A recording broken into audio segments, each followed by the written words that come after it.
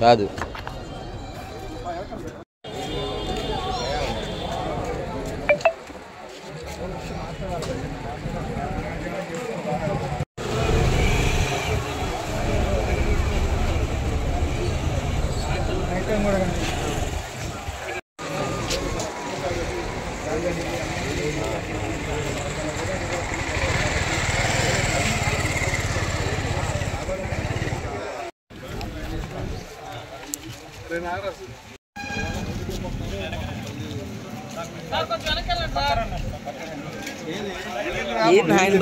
అర్థం కాలేదు. ఎప్పుడు నువ్వేం చేసి ఇప్పుడు చెప్తాను.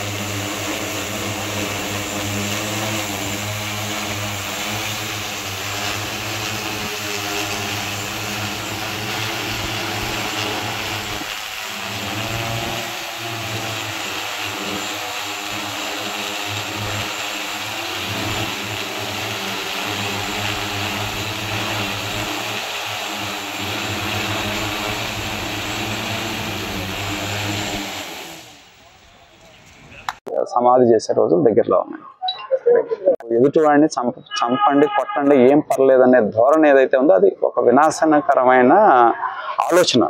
ఇవాళ అది ఇప్పటికే రాష్ట్రానికి గతంలో అధికారంలో చెప్తుంది. ఒక క్రిమినల్ యాటిట్యూడ్ ఉన్న ముఖ్యమంత్రికి అలాగే ప్రోగ్రెసివ్ ముఖ్యమంత్రికి ఉన్న తేడా అనేది వారి పనితనాన్ని బట్టి వారి మాటలను బట్టి తెలుస్తుంది. మేము గ్రామాల్లో ఉన్న యువతను తీసుకొచ్చి రైతులను తీసుకొచ్చి గ్రూపులు ఏర్పాటు చేసి ఇటువంటి ఆధునికమైన పరికరాలు ఇస్తూ ఉంటాం. నిన్న మొన్న చూసాం సత్తెనపల్లి పర్యటన సందర్భంగా. ఎందుకంటే ఎవరైనా అంటే దానిలో ఎవరైనా ఏ పార్టీ అయినా సరే హింసను ప్రోత్సహించడం అనేది సరైన విధానం కాదు. కానీ ఇవాళ అధికారంలో ఉన్నప్పుడు నేను మొన్న కూడా చెప్పాను, ప్రభుత్వ ప్రేరేపిత ఉగ్రవాదాన్ని వ్యతిరేకించే వాళ్ళ మీద ప్రభుత్వాన్ని ఉపయోగించి పోలీసులను ఉపయోగించి ఏ విధంగా నాయకుల మీద కేసులు పెట్టారో అక్రమ నిర్బంధాలు చేసి చేశారో మనం చూడటం జరిగింది. వేల మంది కార్యకర్తల మీద, నాయకుల మీద కేసులు పెట్టారు.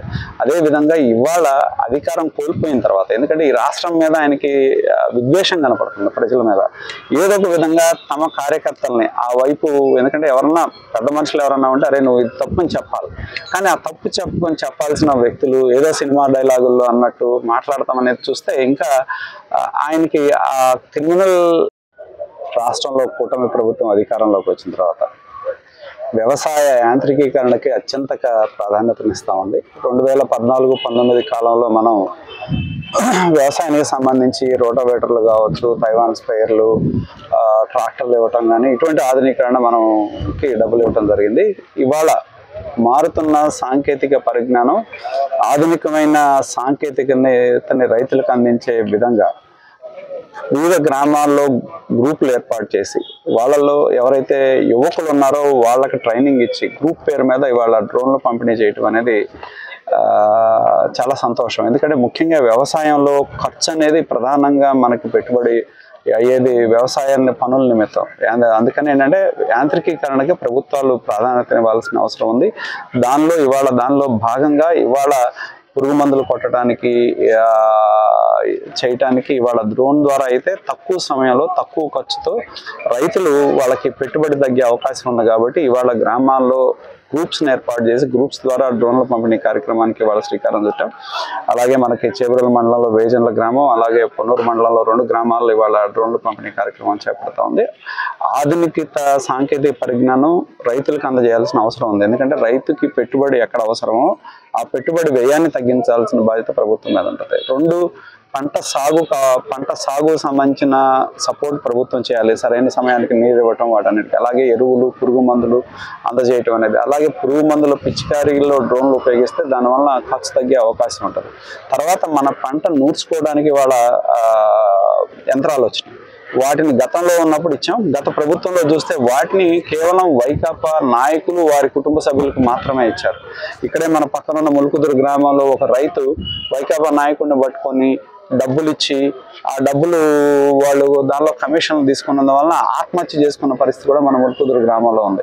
ఆ రోజు కనీసం రైతు ఆత్మహత్య చేసుకున్నాడు, మీరు డబ్బులు ఇవ్వాలని అడిగినా కూడా గత ప్రభుత్వం ఇవ్వని నేపథ్యం వాళ్ళు రోడ్డు మీదకి వచ్చి రాస్తారోకలు చేస్తే పైగా వాళ్ళ మీద కేసులు పెట్టారు గత ప్రభుత్వంలో.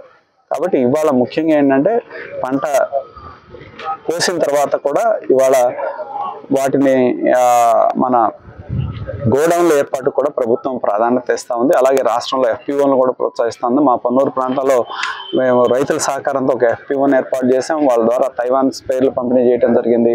అలాగే వాళ్ళకి కావాల్సిన విత్తనాల పంపిణీ కార్యక్రమాన్ని కూడా మేము చేపట్టడం జరుగుతుంది. అలాగే ఎరువులు కానీ పురుగు మందుల ద్వారా వాళ్ళకి ఇవ్వటం. భవిష్యత్తులో చుట్టుపక్కల గ్రామాల్లో ప్రభుత్వ భూమి ఉంటే దానిలో గోడౌన్ నిర్మాణం చేసి రైతులు తమ పంటని దాచుకోవడానికి కావాల్సిన సౌకర్యాలు కల్పించే విధంగా ఫార్మర్స్ ప్రొడ్యూసర్ ఆర్గనైజేషన్స్ మా ప్రాంతంలో ఉన్న దాన్ని ప్రోత్సహించడం, అలాగే రైతు సంఘాలను ప్రోత్సహించే విధంగా కార్యక్రమాలు తీసుకోవడం జరుగుతుందని చెప్పి నేను తెలియజేస్తా ఉన్నా. రైతుకి మరింత ఆదాయం వచ్చే విధంగా, పెట్టుబడి వ్యయం తగ్గే విధంగా చేయాలి.